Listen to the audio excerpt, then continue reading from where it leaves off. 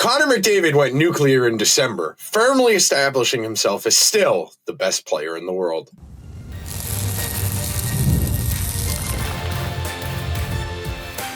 You are Locked On Oilers, your daily podcast on the Edmonton Oilers, part of the Locked On Podcast Network, your team every day. Hello, everyone, and welcome to this Wednesday edition of Locked On Oilers. I am your host, Nick Zararis. This is my 10th season doing digital hockey content, my third as a host here on the Locked On Podcast Network, and I want to thank everyone that is making Locked On Oilers their first listen of the day. Locked On Oilers is a part of the Locked On Podcast Network. Locked On is now the #1 sports podcast network. And on today's show, we are going to break down just how insanely good Connor McDavid's December was. We will start with the month of December itself, going through the numbers. We'll talk about the overall counting stats, the underlying numbers, the power play swings, the even strength production.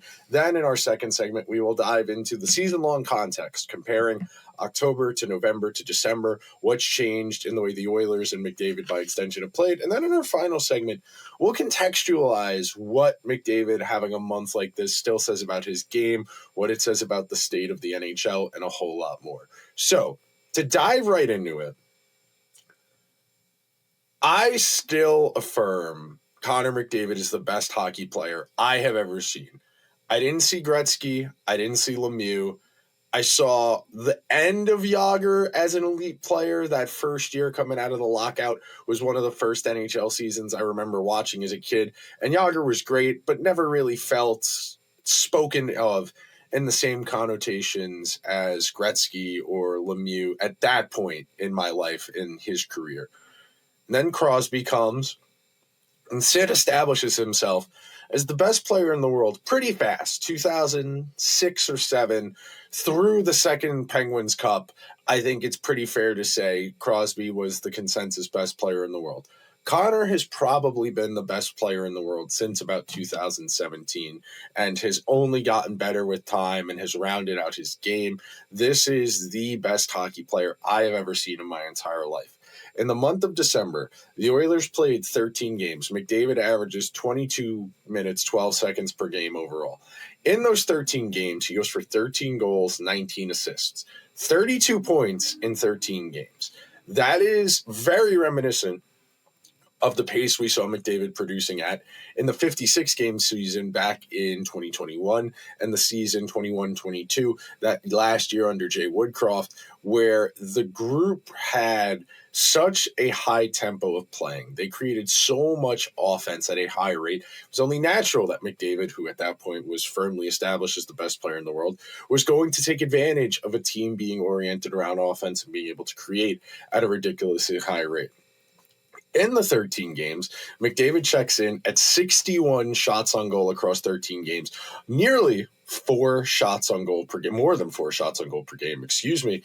And then on those 61 shots on goal, he has scored on 21.3% of them. Now, Connor, for his career, is an above-average shooter for sure. He's been pretty consistently on average a 40-goal scorer for much of his NHL career.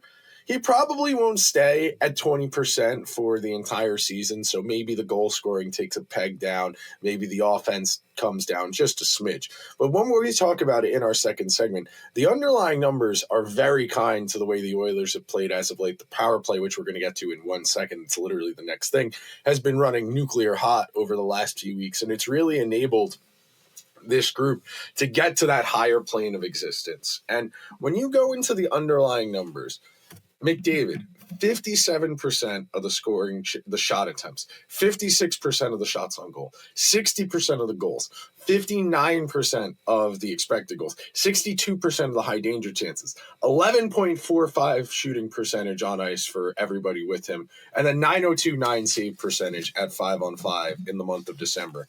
All of those numbers, though incredibly prodigious, all of those numbers would, over the course of a full season, produce a 140, 150-point season overall if he were to produce like this at even strength. The goal share being at 60%, the expected goal share being over 60%, and then the high danger share being over 60% as well. Those three numbers in conjunction tell you this isn't a crazy fluke. And the shooting percentage only being 11.45 at even strength, that tells you this isn't some shooting bender. This isn't a case of maybe the Capitals last year or the Canucks 2 years ago, where everything is going right for them, and they're shooting 13 or 14% as a team, and they're getting 905 to 910 goaltending, which over the course of a long season is really hard to sustain that way. If your underlying numbers are not greater than 50%, if your goaltending is under a certain threshold, if your shooting percentage is under a certain threshold, you want to have a good mix. And in an ideal world, when we talk about these underlying numbers, you want your biggest priority or your high danger and your expected goals. You don't need as much overall offense if the offense you do create is efficient, if it's dangerous. So it is important to note that. And then when we talk about the rate at which McDavid creates things, which we're going to dive into more in our next segment, the month of December, the Oilers have played at a faster tempo. They have created more overall offense, and it has unlocked another gear to this team. And then when we talk about the power play in the month of December, my goodness, McDavid, 16 power play points. The Oilers have converted 19 out of 46 power plays, including Monday night's game against the Jets. 41.3% of power plays in the month of December the Oilers have scored on. They are the first ranked power play in the NHL right now as far as conversions go, and they have created at an incredible rate. So for some perspective of the Oilers season-long power play versus this past month. So they are creating 13 more shot attempts per 60 minutes. They are creating 12 more shots on goal per 60 minutes. They are creating 4 more goals per hour per 60 minutes. They are creating 1 more actual goal per hour. 1 more expected goal per hour. They are creating 1 fewer high danger chance, which I do think is interesting. And they are scoring on only, and this is what's fascinating about the Oilers power play. For the season, they're at 23% shooting percentage on the power play. In the month of December, when they've gone to 41% conversion rate, they're only scoring on 1.6% more shots on goal.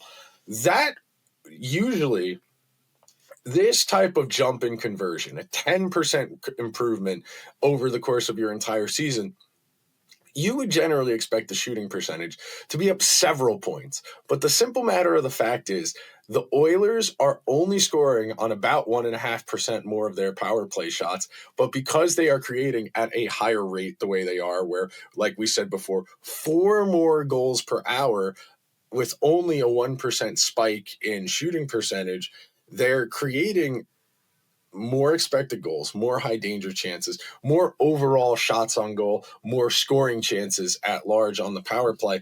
And all of that is to say, Connor might not be a 2.5, 2.75 point per game player the rest of the season. But a lot of these numbers, as we're going to talk about in our next segment, a lot of these numbers should be able to sustain for an extended period of time. A lot of these numbers, especially when we talk about the power play converting at this rate and not having a dramatic spike in percentages, this looks like a replicable formula, and the adjustments they've made with a new power play coach, the scoring chances they are choosing to emphasize, the shots they are getting to go in, the way they're putting pressure on penalty kills, it looks like it is working to a degree that maybe we didn't see coming. So we are going to take our first break on today's edition of Locked On Oilers. When we come back, we are going to dive into McDavid month by month, what it says about the production, and why the return of Zach Hyman has been so crucial to the Oilers' improvement. Fridays already feel different during basketball season, and FanDuel's making them even better. Every Friday night before games tip off, FanDuel gives fans a new way to kick off the weekend with NBA Happy Hour. NBA Happy Hour is your official pregame, a limited time window where special offers drop right inside the FanDuel app before the action starts. Fridays from 6 to 7:30 Eastern are appointment viewing because of NBA Happy Hour. Open the FanDuel app during Happy Hour and you'll always find something new, boost bonuses, and surprises. It's easy to check the weekly specials before tip-off and make a move right before the window closes. The timing is perfect, right before the games, right before the weekend starts. It adds a little extra juice to Friday night basketball, and I promise you don't have to overthink it. So before tip-off, check the FanDuel app and see what's dropping during the NBA Happy Hour. Every Friday from 6 to 7:30 p.m. Eastern. A little basketball, a little action, and a whole lot of Friday into the weekend energy. That's NBA Happy Hour only on FanDuel, the official sportsbook partner of the NBA. Thank you so much to everyone who's making Locked On Oilers their first listen of the day. And thank you for helping make Locked On the #1 sports podcast network. And if you haven't already, go check out the brand new Everydayer Club, where you can get an invite to the members only Locked On Everydayer Discord server, which includes group chats for listeners of Locked On shows. Go to the show notes below to learn more about the Everydayer Club.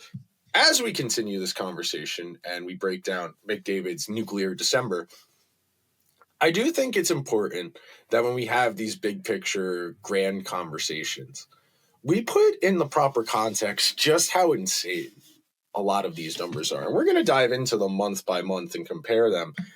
And in the month of October, McDavid plays 12 games. He goes for 3 goals, 11 assists, 14 points. He has 37 shots on goal, 3.08 shots per game. Nothing bad.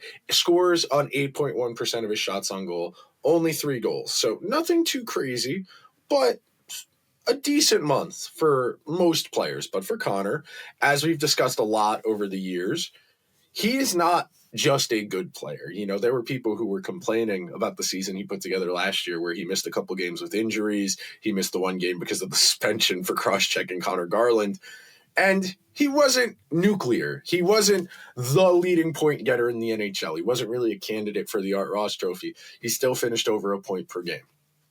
Then, November, 8 goals, 14 assists, 22 points, 37 shots on goal again, but he scores on 21.6% of them. But he goes down only 2.6 shots on goal per game because they play 14 games in the month of November. So he gets one fewer, he gets a quarter fewer shots per game. So once every 4 games, he's getting one less shot than he was the month before.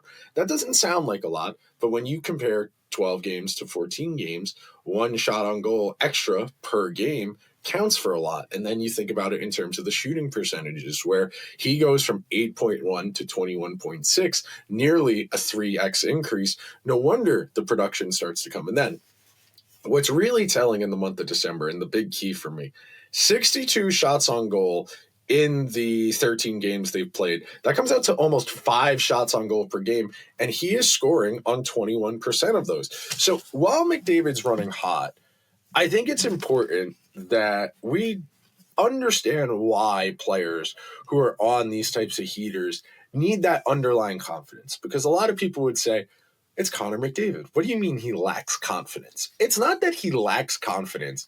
It's that so much of hockey is field-based. You have to make decisions based on split-second decisions that are effectively inherent, decisions that are as if the stick and the puck were part of your body. You have to be able to react so stunningly fast and make decisions at such split-second speeds that when you're feeling your game to the degree Connor is right now, you are going to be able to be a little more aggressive with your decision making because you feel like every time I shoot the puck, it's going to go in. Or in the case of McDavid, once every 5 shots on goal I take, it's going to go in. And I'm averaging almost 5 shots on goal per game. All of that is to say, if I'm feeling it, I'm going to keep letting the puck fly.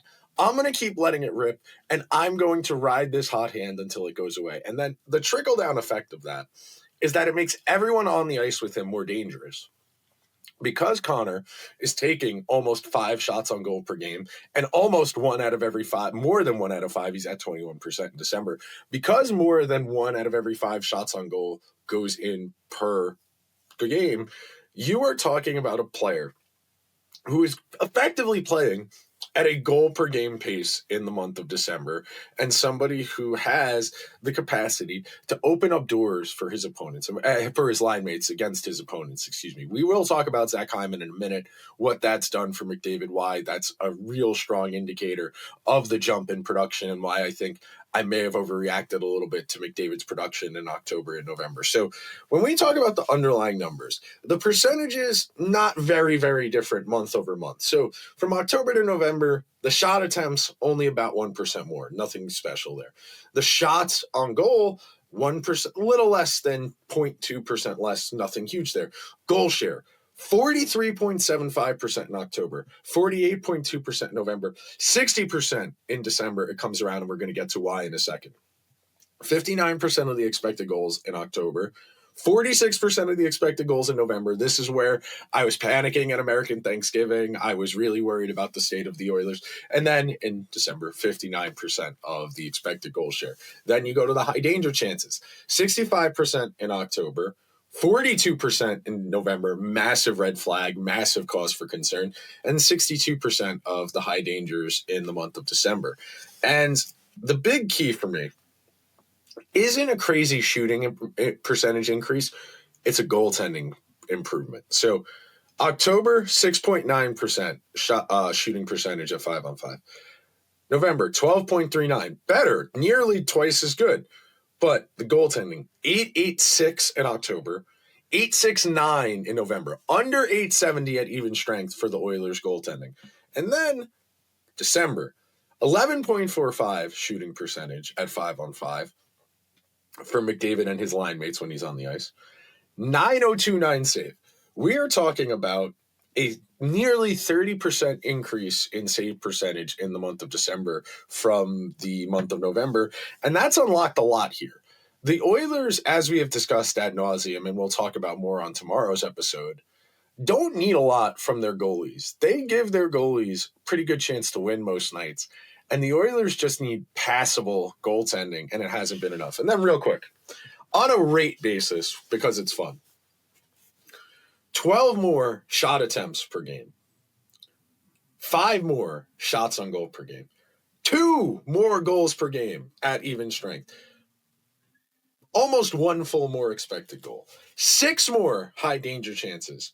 The shooting percentage is down a smidge, but because they are creating 6 more high danger chances and nearly 1.1 more expected goals per game, they are unlocking a higher level of existence because they have made their goalie's life easier, because they've had a little more game control, because they've been able to play with a lead a little bit more.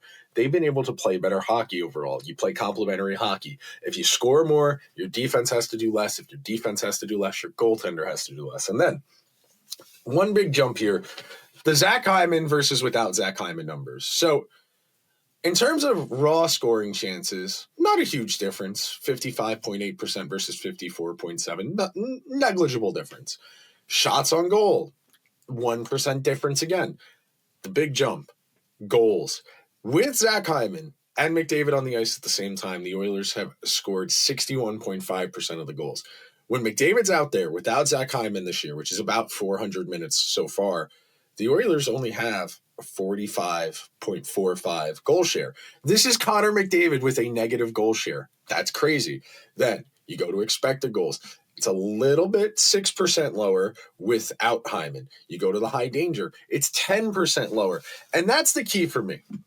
When Zach Hyman is on the ice, the Oilers are able to create significantly more dangerous offense because he's able to set up in the kitchen around the goalie. And that in of itself makes Connor McDavid more dangerous because Hyman occupies that high-value real estate. He's there to receive those dangerous passes, and defenses have to still respect Zach Hyman. But because Connor is playing so well, because he's averaging almost 5 shots on goal per game, and he's scoring on 21% of his shots on goal, he is playing out of his mind, and it unlocks so much. Zach Hyman is having a great month of December as well. So all of this is to say, Hyman's return to the lineup solidifies how they want to deploy who plays with who.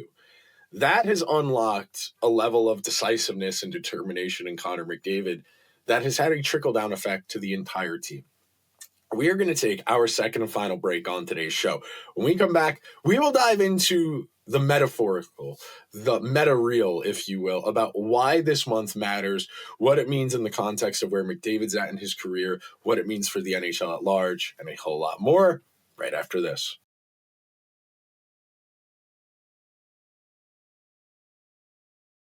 Thank you so much to everybody that is hanging out on this Wednesday edition of Locked On Oilers.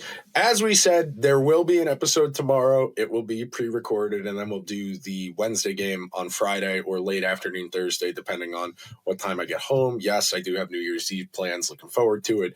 Everyone be safe. Everyone have fun. All that good stuff. It's important. Make good decisions, please. Okay. Now it's time for me to glaze Connor McDavid for the rest of the show.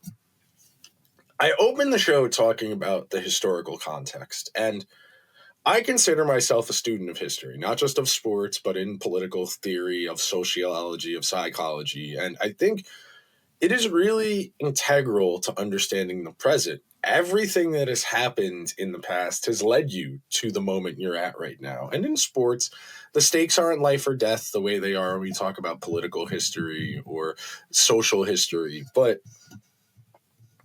there is a real calcification of culture and productivity going on right now. We are watching all-time great players hang on to superstardom significantly longer than players were able to in the past. We look at the career Tom Brady has been able to forge into his mid-40s. Although Aaron Rodgers has not been great on the Steelers or his one season on the Jets, he has continued to play passable NFL football into his 40s. We look at where LeBron is at in the pantheon now, where he's the all-time leader and a ton of categories over in the NBA. Sidney Crosby is still in the upper echelon. I think he's in the top 15 or so in points this season. And that's a player who's 38 years old. I think you look at the way it has become more challenging for younger people to solidify themselves in the workplace, in commercial aspects like movies, where the older generations have held on to star power longer. The old systems that used to manufacture young star talent for TV, for movies, those old systems don't really exist anymore. And it has created not necessarily a vacuum, but it has frozen the power structures that be around an older class of actors. And it's become a lot more challenging for younger players to break through. And through the first 2-3 months of the season, we were all really excited. Macklin Celebrini is still playing really well. Unfortunately, Connor Bedard did suffer a pretty serious injury, and he's missed an extended period of time, which is quite obviously coincided with the Blackhawks going on a rough skid of hockey as of late.